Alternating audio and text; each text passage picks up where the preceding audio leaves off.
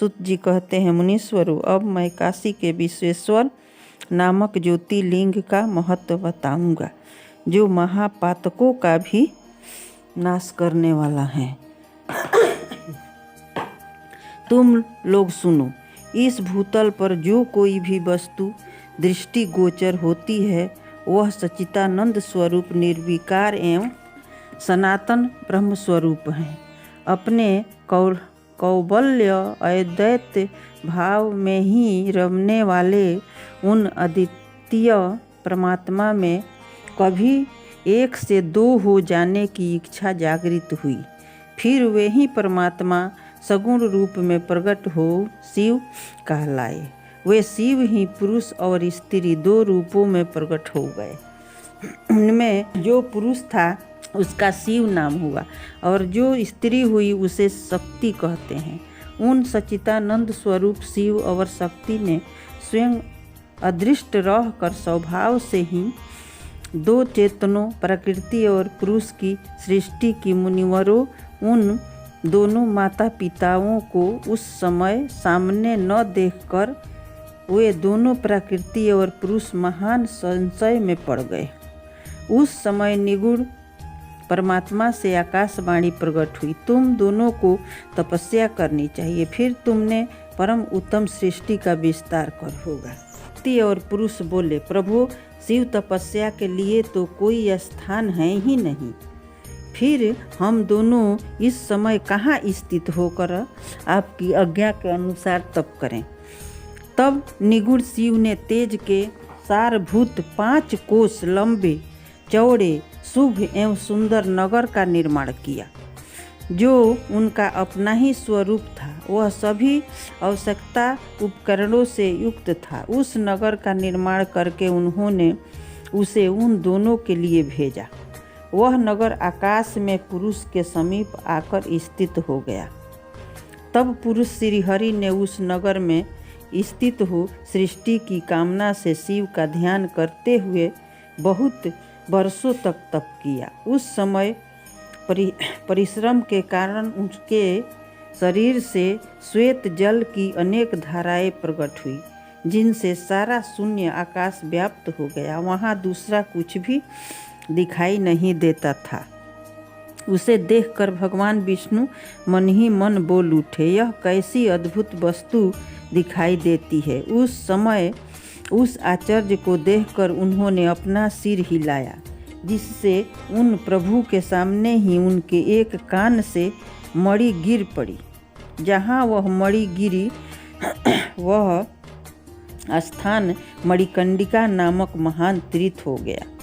जब प्रयुक्त जल राशि में वह सारी पंचकोशी डूबने और बहने लगी, तब निर्गुण शिव ने शीघ्र ही उसे अपने त्रिशूल के द्वारा धारण कर लिया।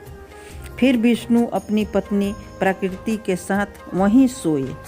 तब उनकी नाभि से एक कमल प्रकट हुआ और उस कमल से ब्रह्मा उत्पन्न हुए। उनकी उत्पत्ति में भी शंकर का आदेश ही कारण था। तदंतर उन्होंने शिव की आज्ञा पाकर अद्भुत सृष्टि प्रारंभ की। ब्रह्मा जी ने ब्रह्मांड में 14 भुवन बनाए। ब्रह्मांड का विस्तार महर्षि ने 50 कोस योजन का बताया है। फिर भगवान शिव ने यह सोचा कि ब्रह्मांड के भीतर कर्मपाश से बंधे हुए प्राणी मुझे कैसे प्राप्त कर सकेंगे। यह सोचकर उन्होंने मुक्तिदायिनी पंचकोशी को इस जगत में छोड़ दिया। यह पंचकोशी काशी लोक में कल्याणदायिनी कर्म बंधन का नाश करने वाली ज्ञानदात्री तथा मोक्ष का प्रकाशित करने वाली मानी गई हैं, अतएव मुझे परम प्रिय हैं। यहाँ स्वयं परमात्मा ने अभियुक्त लिंग की स्थापना की है। अतः मेरे अंशभूत हरे, तुम्हें कभी इस क्षेत्र का त्याग नहीं करना चाहिए। ऐसा कहकर भगवान हर ने काशीपुरी को स्वयं अपने त्रिशूल से उतारकर मृत्युलोक के जगत में छोड़ दिया। ब्रह्मा जी का एक दिन पूरा होने पर जब सारे जगत का प्रलय हो जाता है, तब भी निश्चय ही इस काशीपुरी का नाश नहीं होता।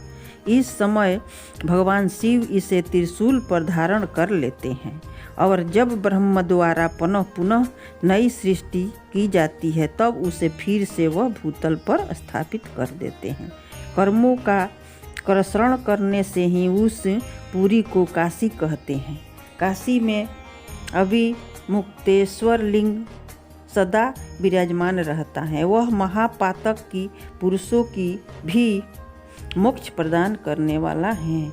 मुनीश्वरों अन्य मोक्षदायक धामों में सारूप्य आदि मुक्ति प्राप्ति होती है। केवल इस काशी में ही जीवों को साजुन्य नामक सर्वोत्तम मुक्ति सुलभ होती है, जिसकी कहीं भी गति नहीं है। उनके लिए बनारसी पूरी ही गति है। महापुण्यमयी पंचकोशी करोड़ों हत्याओं का विनाश करने वाली है। यहाँ समस्त अमरगण भी मरण की इच्छा करते हैं, फिर दूसरों की तो बात ही क्या। यह शंकर की प्रिय नगरी काशी सदा भोग और मोक्ष प्रदान करने वाली है। कैलाश के पति जो भीतर से सत्वगुणी और बाहर से तमोगुणी कहे गए हैं, कालाग्री रुद्र के नाम से विख्यात हैं, वह निगुण होते हुए भी सगुण रूप में प्रकट हुए शिव हैं। उन्होंने बारंबार प्रणाम करके निगुण शिव से इस प्रकार कहा। रुद्र बोले, विश्वनाथ महेश्वर, मैं आपका ही हूँ, इसमें संशय नहीं है। सांभ्य महादेव, मुझ आत्मज्ञ पर कृपा कीजिए। जगतपति, लोक हित की कामना से आपको सदा यहीं रहना चाहिए। जगन्नाथ, मैं अपना आपसे प्रार्थना करता हूँ, आप यहाँ रहकर जीवों का उद्धार करें। सूत जी कहते हैं, तदंतर मन और इंद्रियों को बस में रखने वाले अभियुक्त ने भी शंकर से बारंबार प्रार्थना करके नेत्रों से आंसू बहाते हुए प्रसन्नतापूर्वक उनसे कहा। अभियुक्त बोले, काल रूपी रोग के सुंदर औषध्य देवाधिदेव महादेव, आप वास्तव में तीनों लोकों के स्वामी तथा ब्रह्मा और विष्णु आदि के द्वारा भी सेवनीय हैं। देव काशीपुरी को आप अपनी राजधानी स्वीकार करें। मैं अचिंत्य सुख की प्राप्ति के लिए यहाँ सदा आपका ध्यान लगाए स्थिर भाव से बैठा रहूँगा। आप ही मुक्ति देने वाले तथा संपूर्ण कामनाओं को पूरक हैं, दूसरा कोई नहीं। अतः आप परोपकार करके लिए उमा सहित सदा यहाँ विराजमान रहें। सदा शिव आप समस्त जीवों को संसार सागर से पार करें।